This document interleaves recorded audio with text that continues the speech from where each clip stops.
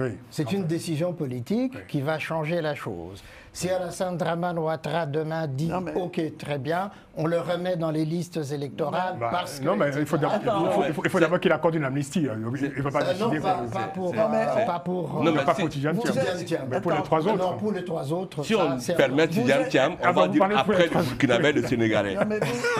Vous êtes contradictoire, vous dites qu'il faut respecter la justice, la loi, et là vous dites il faut distribuer des décisions politiques qui disent le contraire. Il y a d'un côté, il y a cette décision, de justice. Oui. Qui est d'ailleurs assez curieuse, puisqu'on dit il n'y a pas de recours possible pour une décision qui est prise en première instance.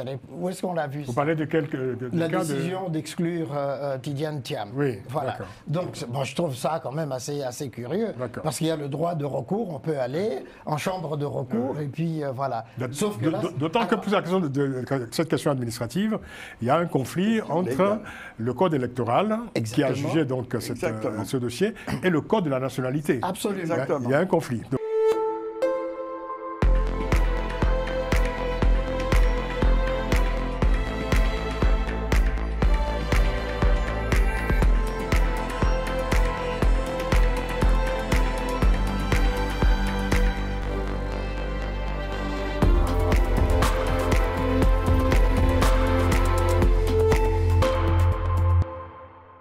On va terminer cette émission avec l'actualité ivoirienne marquée par les tensions sur la scène politique à 4 mois de la prochaine présidentielle d'octobre prochain. Et au cœur de l'actualité, l'exclusion de 4 acteurs de la compétition pour des raisons, pour dire, spécifiques. Je vais les nommer: Laurent Gbagbo, Charles Blé Goudé, Guillaume Soro, tous 3 sous le coup de condamnation judiciaire. Et Tidjane Thiam, exclu, lui, on le sait, pour une question de nationalité, pour faire court. Pour une partie de l'opinion, ces exclusions sont fondées sur le strict respect des lois, tandis que d'autres accusent le pouvoir en place d'écarter de la course ses principaux adversaires.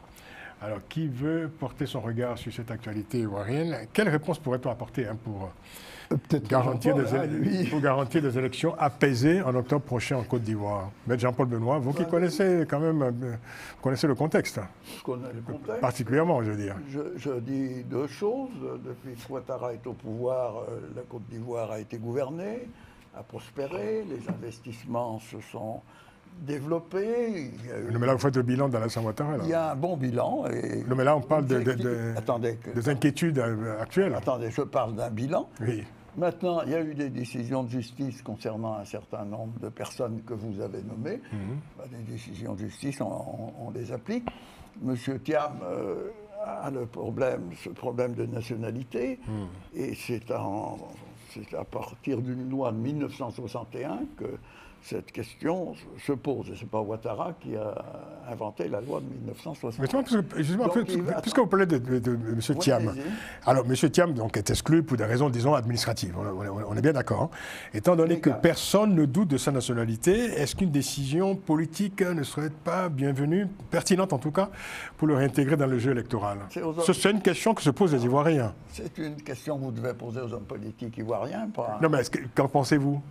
Je pense que l'élection doit se dérouler calmement, sereinement.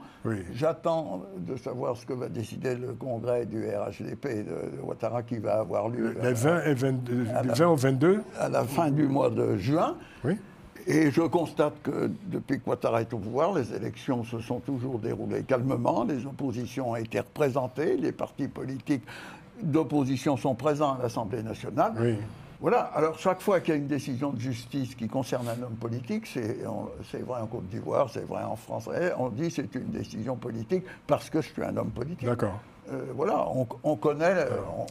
Alors, au cœur de l'actualité aussi, il y a cette interrogation quand même persistante sur la candidature d'Alassane Ouattara. Vous venez d'évoquer le congrès qui aura lieu, qui est prévu en tout cas pour les 21 et 22 juin, c'est dans quelques jours.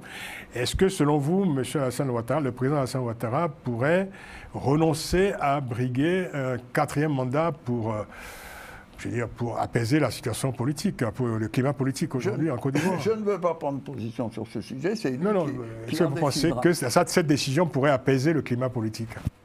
Je ne sais pas si la politique est aussi tendue. Il n'y a pas de bonne solution. Parce que si vous... Attendez, je finis, je ne sais pas si... Rapidement, parce que le temps passe très vite, mais allez-y, concluez. La politique est tendue, voilà, l'élection va se dérouler, et je pense qu'elle se déroulera dans le calme. Le président Ouattara prendra les décisions qu'il a à prendre. Et moi, je lui fais confiance pour prendre des décisions y compris ne pas être candidat. Efficaces et sages. Y compris ne pas être candidat. C'est vous qui parlez. Non, c'est une question, c'est juste une question. Tout peut arriver. C'était juste une question. Tout peut arriver. C'est une réponse. Voilà. Moi, ces débats-là, ça fait partie des débats mal posés souvent en Afrique.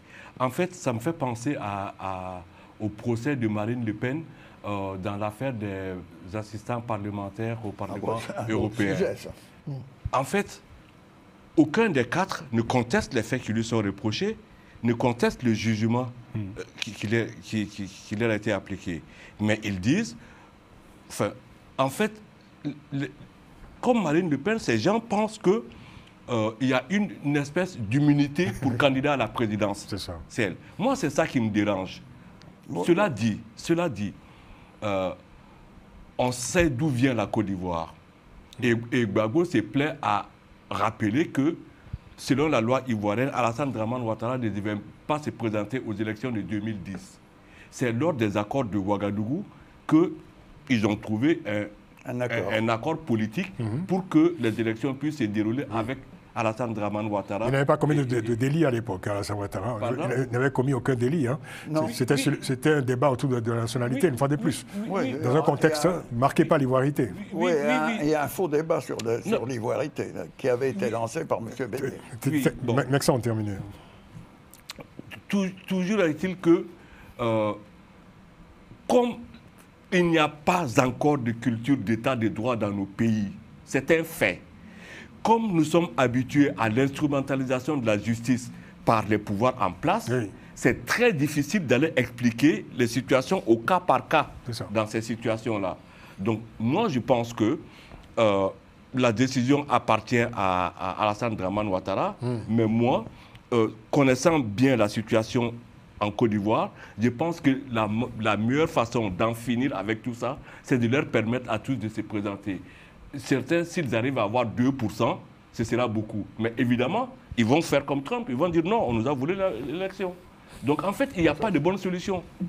Oui, il n'y a jamais de bonne solution. Je pense effectivement que c'est une décision politique qui réglera le problème des autres candidats qui sont exclus parce que, qu'on le veuille ou non, qu'on le dise tout haut ou tout bas, nous savons que dans nos pays africains, il n'y a aucune décision de justice par rapport aux opposants qui est prise sans... Ne dites pas ça. Sans qu'il y ait une intervention... Vous généralisez, là. Mais absolument partout, c'est pareil. Non. La même mise de pouvoir en place. Vous ne pouvez pas dire ça. Non, mais ça, c'est votre point de vue. Monsieur le professeur, vous ne pouvez pas dire ça. C'est pas ce qui se passe. En 2015-2016, je peux vous assurer que ce n'était pas le cas au Burkina Faso. Oui, voilà. Et ni en Côte d'Ivoire. Probablement. Oui, mais parce qu'il y a eu un coup d'État. Non. Il y a eu une insurrection populaire qui a chassé Blaise Compaoré. Oui, mais... Et on a essayé de... Et c'est là où on a coupé... Et c'est là où on a coupé le cordon ombilical entre la justice et l'exécutif. En Côte d'Ivoire, mais ça existait. Mais qu'il y a une défiance de l'opinion vis-à-vis du pouvoir judiciaire, du pouvoir politique, c'est un fait. Mais ne dites pas que sur tout le continent africain, la justice est forcément suspecte. Il n'y a pas d'insurrection populaire en Côte d'Ivoire. Sur 54 États, on peut compter sur les doigts de la main les États où le pouvoir n'intervient pas. Vous les avez comptés, vous les avez comptés, vous les avez comptés. On peut le dire de cette manière-là. Non, de toute façon, Alassane Dramane Ouattara sera candidat du RHDP. Ah, vous l'affirmez? Mais ils sont en train de le pousser, il va... Vous êtes dans la tête de M. Alassane Ouattara? Il n'y a aucun doute. Vous le confirmez? Non, moi je ne confirme rien du tout. Pour les militants du RHDP, pour les militants... Non, mais notre ami, c'est tout. Alors, M. Tidjane Thiam, est-ce que... Je pose un peu la même question.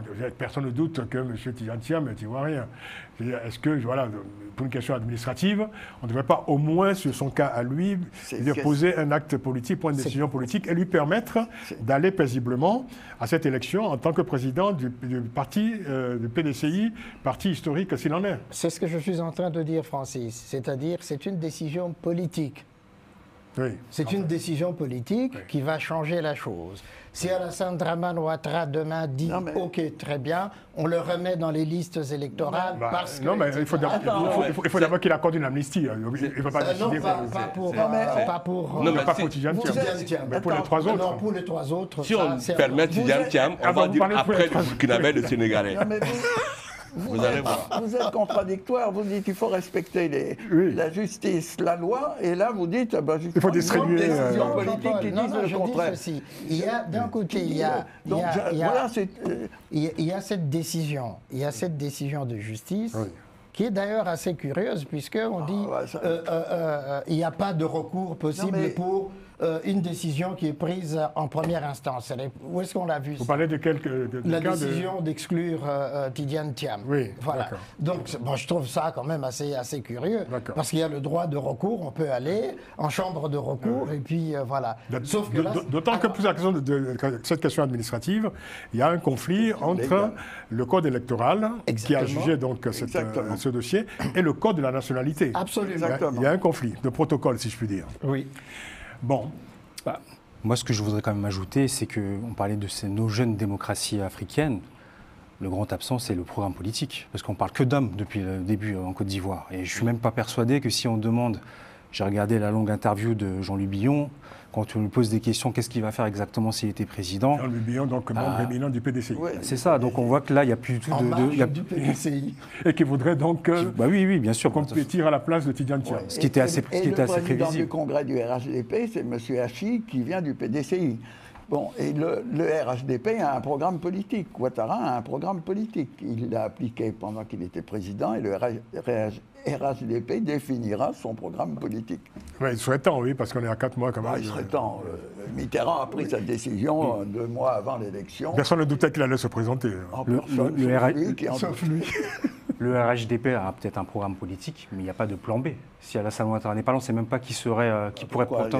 Si, on en trouverait. On parle plus de Alassane Ouattara et tout le monde milite pour qu'il soit le... Jean-Paul vous dit qu'on trouverait un candidat À 1 an de l'élection, le PASTEF n'avait pas de plan B. Oui, c'est encore autre chose. Non, mais là, je suis tout à fait d'accord avec toi, Grégory. C'est-à-dire que ça pousse Alassane Dramane Ouattara parce que personne n'ose lever la tête, comme au Cameroun, ça pousse Paul Biya à se représenter. Oui. Non, vous faites là un parallèle quand même. Faites pas la comparaison entre Biya et Ouattara. Ok. Merci. On va terminer donc sur ce propos inachevé. Merci beaucoup. Merci d'être venu. Maxence Sommet, merci d'être venu. Merci. Vous êtes donc consultant en informatique, je ne l'avais pas dit tout à l'heure, parce que vous avez évoqué votre métier pendant l'émission. Vous êtes consultant en informatique. Vous êtes surtout, on vous connaît surtout avec cette étiquette de militant pro-démocratie et pour l'état de droit, partout où cela est nécessaire. Grégory Sileni, merci d'être venu. Merci Francis. Jean-Paul Benoît, merci. Vous ne repartez pas en voyage bientôt? Non, pour l'instant. Pas pour l'instant. Et Alfred Changologoho, merci. Merci beaucoup, Francis. Voilà, les auditeurs apprécieront vos un petit tour en Côte d'Ivoire. Merci à Moustapha Kanté qui a réalisé cette émission comme il le fait chaque semaine avec Romain Clicquot de Menk. Merci à eux. Rendez-vous la semaine prochaine pour une nouvelle édition de Panel Hebdo. D'ici là, prenez grand soin de vous. À très vite.